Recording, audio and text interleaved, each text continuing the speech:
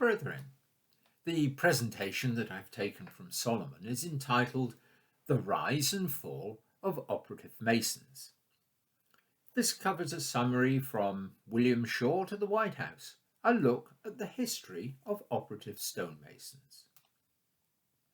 Guilds of operative masons were present in England and Scotland as far back as the 1400s and were formed primarily to protect the practice of their craft, provide for their sick, and support their widows and children. In December 1583, King James VI of Scotland appointed one William Shaw as the Master of Works. He was also the General Warden of all Scottish stonemasons' lodges. Shaw oversaw the erection, repair and maintenance of all government buildings, and through the lodges ensured that all building work was undertaken by suitably qualified persons. In December 1598 and 1599, Shaw introduced two statutes to formulate these principles. The Shaw statutes covered all aspects of the craft and largely hold true today. They enjoin masons to be true to one another and live charitably together as sworn brothers and companions, having taken a binding oath to this effect. There followed directives as to the regulation of the craft, including the provision that masters of every lodge elect a warden each year to have charge of the lodge, and that the choice be approved by the general warden. It also made compulsory for each Scottish lodge to appoint a secretary. Under the statutes, an apprentice was bound to his master to serve 7 years before being received into the lodge as an entered apprentice. Following another 7 years, and having completed his apprenticeship, he sought a licence granted by the warden, masters and deacons duly assembled, and following examination by them on his worthiness, his qualifications and his skill, he became a fellowcraft.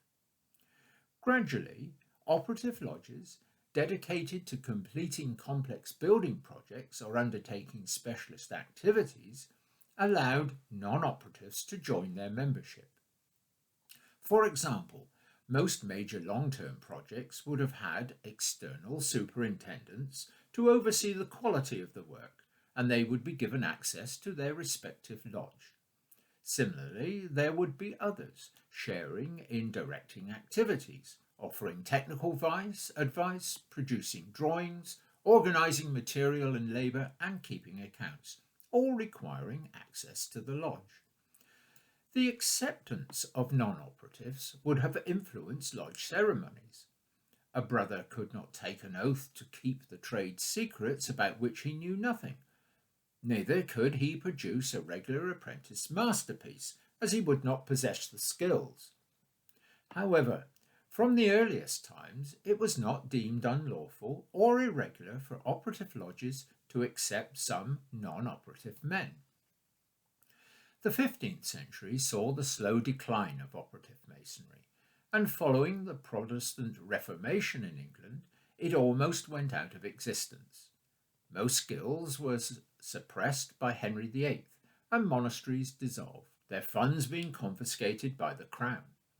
Cathedrals were no longer erected, and monasteries and abbeys defaced or partly demolished. Similar bitterness was directed against many other structures throughout the land. Many of the old operative lodges previously called upon to erect or repair such buildings found themselves out of work. For the next 100 years or so, foreign and civil wars left the country exhausted, and the need for men to fill the ranks of both the army and navy reduced the skilled workforce even further.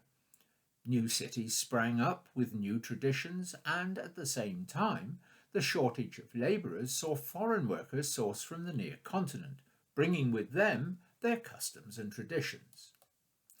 The Act of Union in 1707 united England and Scotland to form Great Britain, and slowly operative masonry morphed into speculative masonry. 1717 saw the formation of the Premier Grand Lodge of England, which has represented Freemasons working under the English Constitution ever since. The United Grand Lodge of Scotland followed in 1736, and it could be said that Shaw's insistence that each Scottish lodge have a secretary was inspirational.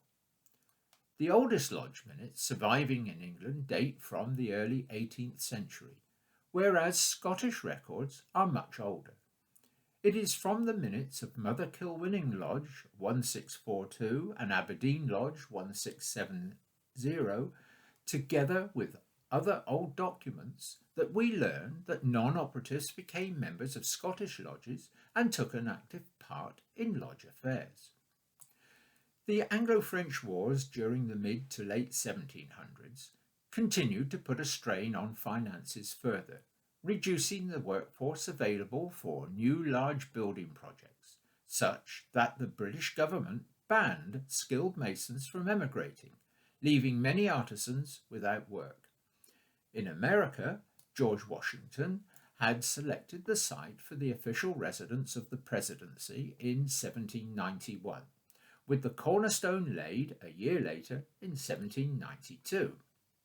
James Hoban, who was an Irish mason, was selected as the architect to oversee the work. Washington insisted that the house be built of stone and decorated with ornate carvings. However, there were few expert quarry workers and stonemasons capable of producing intricate masonry, and the commissioners turned to Scotland, offering generous wages and covering travel costs. Some 12 unemployed stonemasons defied the British government's ban and travelled to America in 1794. By 1795, 99,000 cubic feet of Aquia Creek sandstone had been quarried and transported from Virginia. Although the stone differed from the sandstone worked at home, these craftsmen were able to carve hundreds of individual works of art into the house, one of the finest being the Scottish double rose, first cultivated by the Royal Botanical Gardens in Edinburgh. On Saturday, November the 1st, 1800, John Adams became the first president to take residence in the building. The house has been known by a variety of names, such as the President's Palace, the President's House, and the Executive Mansion. It wasn't until 1901 that President Theodore Roosevelt gave it the name the White House. With operative lodges of stonemasons having faded into the mists of time, their skill in working with that hard and difficult material is today ever more needed, so that our great cathedrals and ancient monuments are maintained as our ancient brethren had built them. Modern technology has made stonemasons' life a lot easier, with automated equipment such as computer-controlled machinery, specialist saws, water and air pressure tools to bring the stone into a rude form, but the maul and chisel, as we know them, are still used to shape and polish the stone, to be perfect in its parts and honourable to the builder. Thank you very much, brethren, for your kind attention. I hope you've enjoyed this presentation, which is an insight into how we as Masons have evolved over the centuries. Thank you, brethren.